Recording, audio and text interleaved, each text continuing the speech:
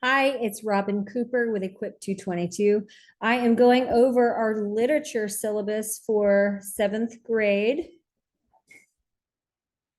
Let me just share an overview with you first. In this class, we are looking at and understanding the qualities of literature, how to test it, its objectives, and its importance relative to its age of publication and historical significance. But most importantly, its relevance to the self and the future. In this class, literature is the launching pad of worldview and identity in Christ and is used as a tool to understand our Creator God. William Long says literature is the expression of life in words of truth and beauty. It is the written record of man's spirit, of his thoughts, emotions, aspirations.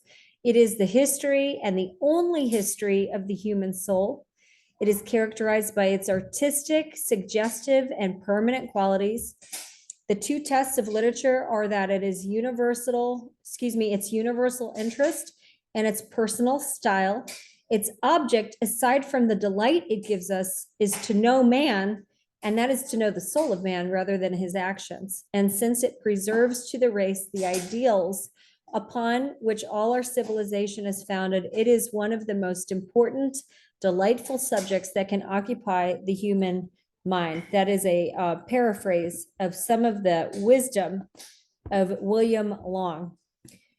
The Noah Webster Dictionary gives us this definition of literature. Literature comprehends a knowledge of the ancient languages denominated classical, history, grammar, rhetoric, logic, geography, etc., as well as of the sciences.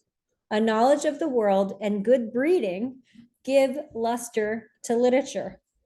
I will share with you this overview. We're going to look at the whole principle approach, though I've shared with you much more about that than we're going to cover today. How we cultivate reasoning through the grades, the grading scale, the writing plan, the division of semesters, and our reading plan. So here's a chart that gives you a graphic of the principal approach. You'll see some touch points of principal approach in the 4 R's, which are research, reason, relating, and recording. You'll see that we want to maintain a notebook. The different methods that you attain research through could include map skills, listening skills, arithmetic, memory skills, music, penmanship, etc. Some of the ways that we attain reason include Bible, of course, logic, grammar, composition, science, relating through history, geography, government, economics, fine arts, literature, and much more. And we record in many different methods as well. Like you'll have the notebook method that the children are building their own notebooks and repositories of knowledge and understanding. We'll do presentations in this class to each other. They will be writing. You'll be writing and doing speeches on your writings. We will be having conversations, like rich conversations in class. And those conversations, the quality of those conversations depend on your preparatory work. So the better you prep for this class, the richer our conversations are definitely going to be. When you look at the process of language mastery, it's kind of complicated, and that's why there are so many different components to this class. We're using these processes in our classroom to produce your ability to reason. This is a logic tree, and you read it from left to right, from general to specific. It starts with the Bible and classic literature. There are 2 ways that you look at the Bible and classical literature: through analysis and expression. Let's go deeper and talk about analysis. When you think about analyzing something, you're going to analyze it in reasoning, and also it's like the literature elements, and it's the grammatical elements of that literature as well. And when you're reasoning from the classics, you're using biblical principles and leading ideas that you drew from the Bible. When you are analyzing the literature and grammatical elements of the Bible or classical literature. You're doing that with prose and prosody and also orthography, etymology, and syntax. On the other side of this process of language mastery is expression. It's the art of speaking. It's the art of writing. The art of speaking is, for example, persuasive. You know, you want to be a persuasive public speaker or just persuasive in your conversations. So your rhetoric matters, and also your elocution matters. When you look at the art of writing, you're going to look at the writing process and also how you exhibit your ideas. So you could write an essay, you could have a PowerPoint presentation. There are different ways that we can share ideas with each other. You can write a drama, you can write a poem. Poems are one of the highest forms of, of the written word. Aside from songs take it even one step farther, because a song is a poem put to music, right? And reasoning happens over a long period of time. Reasoning is something that you're not just born with. We're born with a certain amount of reasoning, sure, but it's something that's developed over time. So as a middle schooler, you're defining the principles of a subject. You're understanding cause to effect. You're questioning things. You should be questioning things. You're beginning to think logically. You're using critical thinking skills. You're using, believe it or not, the scientific method. You're doing independent projects. You're writing essays. This is you coming one tide higher, right? In your life, you're using original speech. You're mastering your notebook as your tool for lifelong independent learning. As a middle schooler, you're seeing, I'm taking ownership of this a little bit. You know, I have an opinion about things, and you're able to explore that in my class. The ability to reason happens over time, and I'm going to give you a chart just so you can understand where you should be at a general stage of development. This is going to help you to understand your goals, why this class is intense, and even maybe I hope that you can wrap your arms around the level of challenge that I'm giving you, because this class is going to be hard. And this class is going to be one of your favorite classes, I hope, through the history of your education. Unless you take another class with me, then I'm going to want that class to be even better. But let's see. Okay, so let's look at this. This is a chart called Cultivating Reasoning Through the Grades. When you're a kindergartner, think of yourself as like 5 or 6 years old. We are planting the seeds of all of your knowledge. But by the time you get to grade school, we're sunning the seeds, we're weeding the garden, we're watering the seeds, we're regulating the chemistry of the soil with fertilizers. We're guarding, we're guarding the seedlings. We're just basically, we're cultivating that garden. We've already planted the seeds of knowledge, and now we're cultivating it. By the time you're your age in middle school, the plant is growing. Okay, so that means you're going through a pruning process. Your parents are there to prune you. I'm there to prune you. And to take out, what does pruning mean? I'm going to take off the dead branches, the branches that aren't going to produce the best fruit. I'm going to ask you, most of all, to be self-aware and introspective and work with God to say, God, what needs to be pruned out of my life? What attitudes and temperaments need to go? What bad habits need to go? How should I focus my energy to produce the most fruit for you, God? That's when you're pruning. Okay, we're also guiding the direction of your plant's growth. We're using this metaphor of a plant. So plants they turn towards the sun, right? They want to go towards the sun.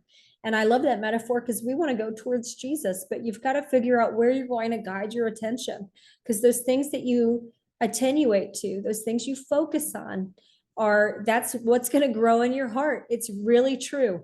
The things that you meditate on, those are the things that are going to grow in your heart. So you're going to go through this process of course correction, even figuring out how you can take the little bit that you know as a middle schooler and transplant that beauty and that knowledge and that goodness and that fruit even to somebody else's garden and say, I have good news to share with you. Let me share this with you. You're going through a maturing process. You're learning how to weather the seasons of life. By the time you're in middle school, as parents, we are letting you grapple with some hard things. I'm putting hard things in front of you on purpose, because you need to get hardy. No, you need to understand how to grapple with hardships in life. And life is so cushy for Americans in middle America. You really haven't, most of you, faced truly hard things. So we're giving you a picture through literature of like real life hard things. And I want you to be able to wrap your arms around them and say, how should I relate to this? What would I do in that situation? And be able to put yourself in the other person's shoes of a character that we read about or learn about and say, what would my role be as that character? What would my role be as a friend to that character, or a mother to that character, or as a father to that character, or as a child of that character? And then when you get to high school, going with the same analogy, you're really reaping the fruit. I mean, by the time you're in high school, you have developed so well. You're experiencing growth cycles. You're able to harvest that fruit that you've been cultivating all this time, and that your parents and me have been helping to develop in you through all this time. So you can read this chart because you have it in your syllabus. I wanted to really give you a picture of where you should be in your ability to cultivate that reasoning. You're understanding cause and effect. You're doing your independent projects. You're leveling up on the way that you write, the way that you think, the way that you process information, and your heart towards learning as well. Literature is the tool in which we use to marry the topics of logic, writing with structure and style, Latin even, and just know that a knowledge of history and development, your relationship with God, your understanding of yourself and how you fit in the world is going to be developed again and again till the end of your time on earth. And God is going to leverage what you learn on earth to your eternal jobs in heaven. And literature is the place in the world where all of the wisdom and knowledge and understanding of the human soul culminate in a written art form that can either edify or destroy the human soul. The Bible says that words can bring life or death, and the tongue is the hardest muscle to train in the body. So within and through all forms of knowledge, the expression of the inward heart comes to light. It's out of the overflow of the heart that the mouth speaks, right? And it exposes the underlying beliefs of man and his hope to impact the world. Writing really and literature is as limited as man's understanding of God. So if you want to write things that open a door for people to find the Lord and find the truth and find out what his created world is all about and the principles that he used to operate it, you need to ask God, help me understand you, because your understanding of God limits your ability to do that. We really do have a responsibility through literature and what we receive from the world and what we offer to the world. You have to take what we're learning and filter it through the lens of the truth, and that we find the truth in the Bible. So the goals of our class are eightfold. That's a mouthful, but they're eightfold. We're number one, we're inspiring a high Christian standard of language. We're building a diverse, excellent vocabulary. Number two, we're cultivating your abilities of expression in both speaking and writing. Number three, we're developing your literary tastes and sensitivities of the highest quality. We're instilling, number four, a love of the Bible, the classics, and all types of literature in this class. Number five, we're building your knowledge of the elementary facts about literature in terms of its figures, terms, elements, and types. Number six, we're connecting you to the greatest and best minds of the past and the beauty and wisdom of their imaginations. Not everybody that we run into is going to capture beautiful and wise ideas. It's your job to figure out how God would look at what they wrote and form an opinion about it. Number seven, we're using the study of literature to teach you grammar and composition. And number eight, we're developing the skills of biblical reasoning and thinking from leading ideas, principles, and literary themes. We also want to develop your 7 loves of literature. That is a love for God, a love for his written word, a love for home and family, a love for your individual Christian character, a love for the chain of Christianity, a love for your country, and a love for learning. I actually did access probably more than this, but I wanted you to see where I got the information for this course. The Bible. I like the New Living Translation, New King James Version, New International Version, or the New Revised King James. But by all means, I might quote other translations as well. Sometimes the Passion Translation or the Message Translation or the Amplified Bible. Sometimes they speak the song better, if you will. I have a link for a publication by William Long called English Literature, Its History and Its Significance for the Life of the English-Speaking World. The NOAA Plan Literature Curriculum Guide, published by FACE, and the IDW Teaching, Writing, Structure, and Style, the second edition of that. The grading scale is going to be joint work. So your parents are going to help grade basically everything. The grade of this class is going to come from participation, your major tests and projects, your quizzes and daily assignments, and then the notebook as well. But as a parent, I want you to help me grade the class participation. And then the parents of every student will be responsible for grading everything else. The tests and the projects, the quizzes, the daily assignments, and the notebook. And I do provide you with a grading rubric for papers. I'll show you, let me see if this will open. I'll show you what it looks like. So for our papers, you will be able to print it and fill it in. Don't change this. If you want to change it, make a copy for yourself. But you've seen this for IEW.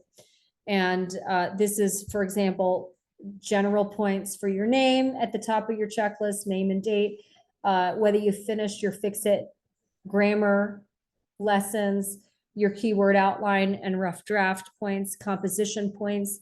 And then I have the whole list of style and structure happening down here.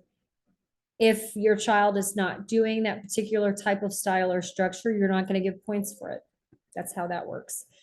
We are adding new dress ups, sentence openers, and decorations every week to our papers. We'll write one paper a week. That's the goal. And what we learn in logic and Latin will be added. Our content will be based on literature and also our Bible reading. So through the year, we are following a Bible reading plan, and you can download it through the Navigator's Bible reading plan. Other readings will always be presented as options. And if you'd like to participate in a book club, you totally can. It's actually going to be led by you, the student. In semester 1, we are covering like the introduction to literature. We're looking at the epistles, especially Philippians. Did I spell that wrong? Yes. We're doing biography with C.S. Lewis and reading Out of the Silent Planet, which is a sci-fi. Super fun, super good. We have Space Odyssey by Arthur Clarke. That's optional. We're doing our poetry. You have a totally separate poetry syllabus that I already shared with you. We are doing short stories with Ruth and starting our novel, which is David Copperfield by Charles Dickens. The other readings include Rappaccini's Daughter by Hawthorne, The Old Christmas Eve, or you could choose Rip Van Winkle by Irving. You could choose The Hip Hop Frog by Poe, or The Lady or the Tiger by Stockton. You could choose The Luck of Roaring Camp, The Retrieved Reformation, or The Ransom of Red Chief by O. Henry. And then we have, again, the poetry for this segment. In semester 2, we're going to continue David Copperfield with Charles Dickens. We're doing drama as well. So we're looking at the life and contributions of Shakespeare, The Taming of the Shrew. You're going to get to write your own drama and play and execute that. My hope is that you get to do that. We need a parent helping. We have other readings by Kathy Tyers with the Firebird trilogy that has phenomenal reviews. We're doing poetry, of course. We've got biography with King David. You're going to research King David's life and write a biography about him. We are also doing autobiography with Ben Franklin. And if you want to choose You could write your own autobiography. We have other readings by Thoreau, A Life Without Principle, by Audubon, The Mississippi River Journal, and then again, poetry. On this reading schedule, you'll have a reading Bible plan that I told you about. You're going to print pages 7 and 8 from that. I like the book at a time reading plan the best because it's less flipping around for you. And I also appreciate the alternating between the wisdom literature plus the Old and New Testament books. Each week we have required reading, and throughout our time together, we will also have optional reading. And these books that are optional are entertainment only. And I've tried to choose books that are not only entertaining, but also expanding. So our reading schedule for each semester is laid out like this. You've got the Bible in this column, month and day. You'll understand what I'm talking about when you open the Bible reading plan. The type of literature that we're doing is listed here. So intro, epistles, biography, short story, etc. We've got what we're reading here, and where I have been able to link an audio file for these resources I have. We have the IEW work here in this column. And then we have the optional readers here as well that you can do a book club meeting with. Let's see, the recitations for these books will change as we go along. So I'll be distributing that, as we talk about the topics. I actually want the Holy Spirit to totally inspire your writing assignments because he really works through such tremendous blessing that way. Okay, and then this is the same thing for the second semester, 12 weeks in each semester. I hope that this overview was a blessing to you. I am so excited about this class and just where you are at this age in your life. This is the turning point. This is like a line in the sand, and you're entering adulthood, and we are so proud of you.